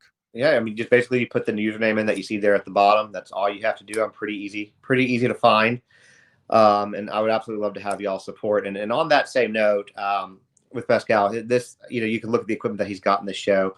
This stuff's not cheap. So definitely, support your favorite creators if you like what they do, because that's what helps keep them, keeps us being able to do these types of things. Typically most of us have jobs outside of this, and this is something that we do just because we enjoy keeping people educated or sharing opinions. So definitely support them. If you're a regular on his show. Absolutely. Well, Justin, I appreciate you saying that. I really do. And I'm telling everybody, please go and follow this man right here. He is extremely well-versed in what he talks about. You got some really great content on there outside of just true crime conversation. Real quick, we got one last super chat here. Yeah. Jody, girl, thank you so much for the 5. Have you heard about the 2004 Halloween Napa Valley unalivings? I have not. No connection to this, but the similarities are interesting. Perp, no one suspected. Interesting. I'm going to have to look that up because that is... Me too. I'm completely unfamiliar with it. That is brand new news to me. Okay. What was it called? The Napa murders? Let me show that again. Napa Valley murders. Okay, 2004. All right, I'm going to look that up. 2004 Halloween Napa Valley unalivings. I have to use these code words, unfortunately. Do you have to use it on YouTube as well? Yeah. Oh, I did not know that. Sorry. It's frustrating. It's frustrating because, I just want to talk, Yeah, people just say, like, why are you using the word unalive? That's not a word. I'm like, exactly. You don't know how much we get banned. Yeah, or they go, if it's something about somebody, taking their own life, it's like you can't even say that word. It's like, they S'd themselves. And then people go, what does S mean? That doesn't make any sense. And it's like, well, I got to use these code words, baby. I'm sorry if I want to do this and keep the lights on. Like I said, this, like Justin said, this stuff ain't cheap. You know what I'm saying? So, yeah, just code words are a pain in the ass. I didn't know it was that bad on TikTok. It is? Oh, TikTok, I get banned literally all the time. Oh my God. I haven't so much for this one, but during Gabby, I got banned all the time. I tried to cover Ukraine when that first started, and the Russian bots got me to the point like I was getting mass reported on every video. Oh my God. Like I lost access for like 2 weeks at one point. So it's very frustrating, especially because I don't do any sponsors. I really only get stuff off the Creators Fund, which, as you know, is not very much. So it's so it's very frustrating when you're trying to do this, and you're not really benefiting financially off of it. You're just doing it for the sake of doing it, and for them to just constantly shut you down with factual information is very challenging. Yeah, very challenging. It's very, very challenging, and then you have to hop around it, and it's a lot of verbal gymnastics, which is it is semantic gymnastics, which is frustrating a lot of times when you just want to say what you need to say. You know what I mean? But it's important stuff. You're trying to keep people educated. People want to look. Most people are getting their news from from social media at this point. And when you look at TikTok, I remember when the Queen died, I was like one of the first to have that. And people, somebody's like, I can't believe I'm finding it. I had so many people like, I can't believe I'm finding out about this on TikTok. Right. Before anything else. So I mean, so that's why I try to be credible. I want people to come to me and be like, okay, he's not spouting BS. He's and I try to typically vet my source. So then when I do make a mistake, like I did with that gentleman, in the SWAT thing, I've done 2 correction videos on it because it's important to keep that credibility. Absolutely. Absolutely. And I mean, of course, the content that you've been putting out on TikTok has been really great. I mean, you're almost at 500,000 followers on TikTok alone. That is an amazing feat. So clearly people are talking. Clearly people look to you as a credible source. So, keep up the great work. And I'd love to have you back on very, very soon to talk about this or to talk about all the other true crime issues that are going on in the world right now, for sure. Well, I'll tell you what I would like to do if you were game for it. I'd have to do a little more education, but maybe after the new year, if you're up for it. Every time I do a case like this, and with Gabby too, people come up to me and talk about missing and unalived Indigenous women and people of color and the difference in that and the disparities. Absolutely. And I will do videos on those people and they don't go anywhere. And, I can create the content, but they don't. But I would love to have that conversation and the importance surrounding both of those groups. If you were up for it. I'm always up for it. There's so many stories. Like I said, if you haven't done this yet, Justin, maybe you can do the true crime community a solid and talk about Shanquella Robinson. Yeah, I'll do some research on that. I was even thinking about since you said it earlier. It is a wild story. It is insane. Your platform on TikTok is way bigger than mine. And that is a story that definitely needs to get more light shown on it. So Shanquella Robinson. There's also a Carson. That's gonna drive me nuts. Hold on, I'm gonna give it to you though. Hold on, because this is still just brand new. Give me 2 seconds. Hold on. I'm looking in a message that I just received. Hey, you can also always email it to me if you want. I could do that too, but now that we're live, yeah, we're here. I think it's Carson Jackson. Okay. Hold on. No, not Jackson. What is this kid's name? Carson Thomas? I can't look because this is my phone, so I'll look with you. Sorry, let me I just looked this up. Sorry. Two more seconds, I promise.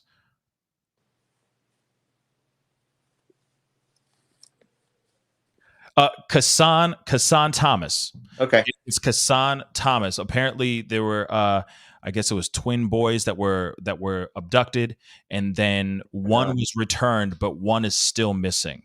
And these are 5-month-old babies. Oh my God. By the way. And this is still very, very brand new. So there's so many of these stories that are popping off, like I said, popping off like crazy. It's very and they all deserve the same amount of attention. Absolutely. 110% agree with you on that. One last comment from a member. Counselor Kia, thank you so much for being a member for the last 6 months. She said, yay, 6 months. If Jack the X is a suspect, that is likely why the police are not giving the family as much information as they could. So just a statement, not a question. She could very well be right on that too. They could. Possible. They've for all intents and purposes they've cleared them, but that doesn't mean they can't go back. Right. Clearing doesn't mean that you're off the list completely forever. Yeah. The possibilities are endless with that bad boy. So yeah, I'm waiting. They may be playing things that tightly close to the chest. But I would feel weird if they were all chummy and holding hands and hugging up on the person who's allegedly the one that took their kid's life. I don't know. It doesn't sit right on my soul if 5-0 was just letting that be. Yeah, I agree. They would have picked him up, I think. But maybe we'll see. Maybe they're waiting for evidence. Who knows? Yeah, you never know. But anyway, I appreciate you, Justin. Thank you so much for being on. Again, guys, go follow Justin on TikTok, which is Justin on TikTok. Literally, go follow him there. You have a good one, brother. I'm gonna let you go so you can do your thing. I appreciate it. I look forward to doing this again with you. Absolutely, man. Absolutely. All right. Talk to you soon. All right. Bye. Bye. All right, guys, that is the show. I want to say a big thank you to Justin on TikTok for being here, talking about this situation. Of course, we got a lot. I mean, there's so many pending questions here. A lot of things have not been fully answered. We're still sitting here in the land of ambiguity when it comes to this case.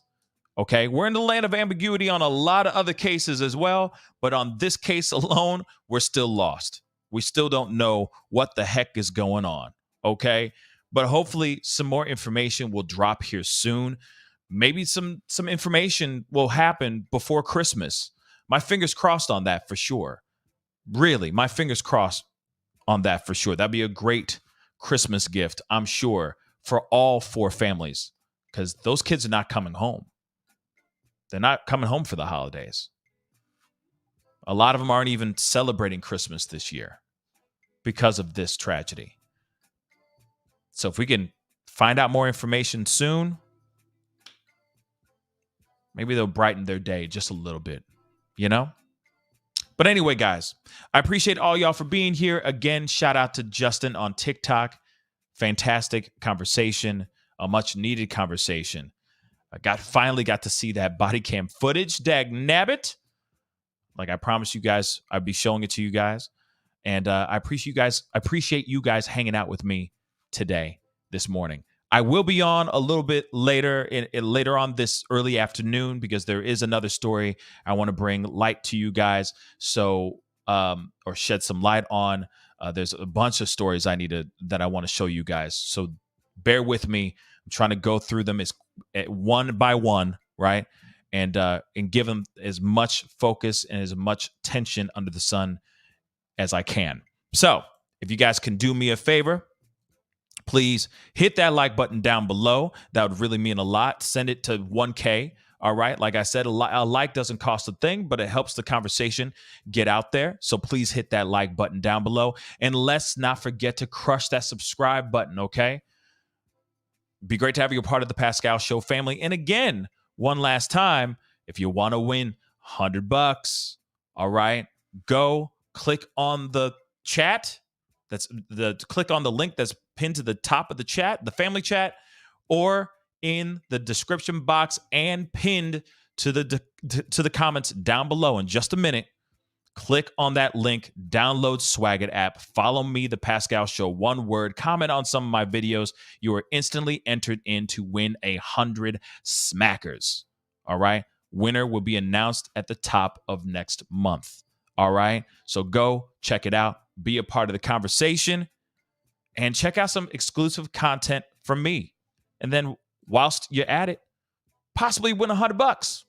Not a bad deal. Anyway, guys, I got to get going. I appreciate all y'all. Hit that like button, hit that subscribe button, and I'll see you guys very, very soon. I'm going to be coming back in a couple hours, so be on the lookout. Make sure that notification bell is hit as well so that you know when I go live. All right? Anyway, it's time to get going. Be good to yourselves. Be good to one another. Seriously, be good to yourselves. Be good to one another. Let that sink in. And I'll see you guys in the next show. This is The Pascal Show. Bye.